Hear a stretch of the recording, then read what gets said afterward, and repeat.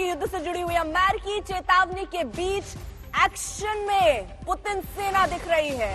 ये तस्वीरें भी देखिए किस तरीके के हालात वहां पर उस वक्त बने हुए हैं। चारों तरफ कुछ ऐसे ही बम धमाके, मिसाइल गन का इस्तेमाल, सीरियल धमाकों से रात भर के दहलता रहा है। अब उन लोगों पर आप समझिए क्या असर हो रहा होगा जो अपने मकानों को छोड़कर शेल्टर होम में पहुंचे हुए हैं या उन बंकरों में पहुंचे हुए हैं जहां पर अब राशन की दिक्कत है, पानी पीने की समस्या खड़ी हो चुकी है। यानी अब ये 7वां दिन, और 7वें दिन अगर यही स्थिति बनी हुई है तो उन लोगों का क्या हाल हो रहा होगा। इस बीच अमेरिकी चेतावनी के बीच पुतिन का जो एक्शन है उनकी सेना का, वो रुकता हुआ नजर नहीं आ रहा है और धमाके लगातार होते हुए यहां नजर आ रहे हैं। पीके श्रीवास्तव जी, ये जो धमाके और ये एक तरफ तो धमाका, यानी एक्शन में कोई कमी नहीं और आप बातचीत के लिए भी तैयार है, जैसे आप कह रहे हैं कि लग रहा है पुतिन बातचीत के लिए तैयार है, ये कैसे मुमकिन है? देखिए, पुतिन का जो प्राइमरी ऑब्जेक्टिव था कि यूक्रेन बफर लैंड की तरह रहे और यूक्रेन नाटो को ज्वाइन नहीं करे,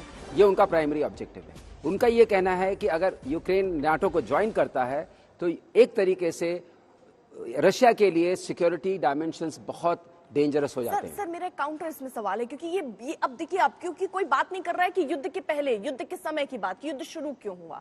अब तो हम आगे की बात कर रहे हैं क्योंकि इस समय सबसे जरूरी यही है कि युद्ध विराम हो, युद्ध खत्म हो। लेकिन सर इसकी शुरुआत आप यूक्रेन को देखते हैं, क्योंकि वो कब से आवेदन कर रहा था नाटो का सदस्य बनने के लिए। क्या वो ग्राउंड्स थे कि उसको यूक्रेन को नाटो का सदस्यता मिल जाती, या उस समय अगर उसको क्लियर कर दिया जाता तो शायद ये युद्ध की स्थिति नहीं होती, चाहे वो अमेरिका की तरफ से या यूक्रेन तो चाह ही रहा है अमेरिका की तरफ से खास तौर पे।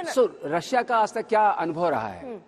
जब 1991 में ये तय हुआ था कि यूएसएसआर जो है वेरियस पार्ट्स में बढ़ जाएगा, उस वक्त एक अलिखित समझौता हुआ था कि नाटो जो है ईस्टवर्ड मूव नहीं करेगा, लेकिन उसके बाद नाटो ईस्टवर्ड मूव करता रहा। अब 30 देश हैं नाटो में। ये सब मिलाकर के रशिया को हमेशा लगता रहा, तब रशिया इतना तैयार नहीं था कि वो कुछ कर सके, कोई हार्ड एक्शन ले सके।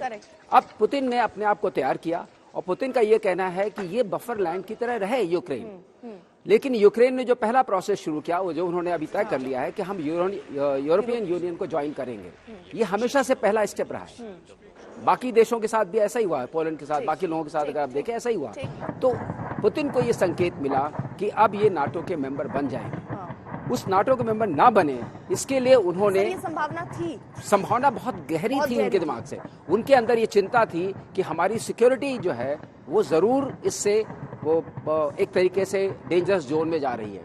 यही कारण था कि पुतिन ने पहले सेना बैठाई बेलारूस के पास एक्साइज के वो दिखाते हुए, और उनको चेतावनी दे रहे कि आप नाटो में ज्वाइन मत करिए। बहुत सारे ग्राउंड पर ये भी बातें हुई कि यूक्रेन जो आप नाटो देश की सदस्यता के लिए जो ग्राउंड होने चाहिए, उस ग्राउंड पर यूक्रेन कमजोर है, क्योंकि कई बार उसके लिए आपत्ति भी जताई गई कि यूक्रेन पूरी तरीके से तैयार नहीं है। अगर ये अमेरिका कह देता उस टाइम पे कि अभी हम और विचार कर रहे हैं, ये बात की बात है, तो शायद ये युद्ध अभी के लिए रोका जा सकता है। बिल्कुल सही आपने कहा। अगर अमेरिका ये आश्वासन दे दे कि नाटो में यूक्रेन को शामिल नहीं करेंगे, तो मुझे लगता है ये नेगोशिएटिंग टेबल पर, और जो हमारी इस वक्त पीस कॉन्फ्रेंस होने वाली है और जो नेगोशिएशंस हो रहे हैं, उसमें बहुत बड़ा मुद्दा होगा।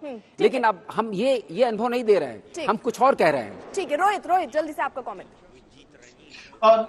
देखिए, अमेरिका ने ऑब्वियसली मेंटेन किया है कि ये फ्री विल होगी यूक्रेन की, कि उन्हें नेटो में आना है या उन्हें नेटो में नहीं आना है यूक्रेन को। लेकिन कहीं ना कहीं जो बात थी, मुझे नहीं, अगेन जितने मेरी जानकारी है, मेरे सोर्सेज है, ये इनएविटेबल था। ये व्लादिमीर पुतिन करने ही वाले थे और ये प्री डिसाइडेड था। और ये आज की बात नहीं है कि उन्होंने आज ही सोचा कि अब मैं यूक्रेन पे इस तरह का हमला करूं। आई थिंक ये 2004 से 2008 से इसकी प्लानिंग कर रहे थे। तो ये एक इनएविटेबल सिचुएशन थी, विदाउट एनी हेजिटेशन कि नेटो में यूक्रेन जाएगा या नहीं जाएगा। आई थिंक व्लादिमीर पुतिन बहुत चीजों से जूझ रहे हैं अपनी कंट्री में, और कहीं ना कहीं उनकी एक जो स्ट्रॉन्ग इमेज है उसे बहुत धक्का लगा है पिछले 5-8 सालों में। तो दिस वाज इनएविटेबल। यहाँ पे एजेंसीज का ऐसा मानना है कि ये इनएविटेबल था, ये होने ही वाला था। लेकिन नेटो को इसमें बहाना बनाकर जो है व्लादिमीर पुतिन ने ये इन्वेजन किया है।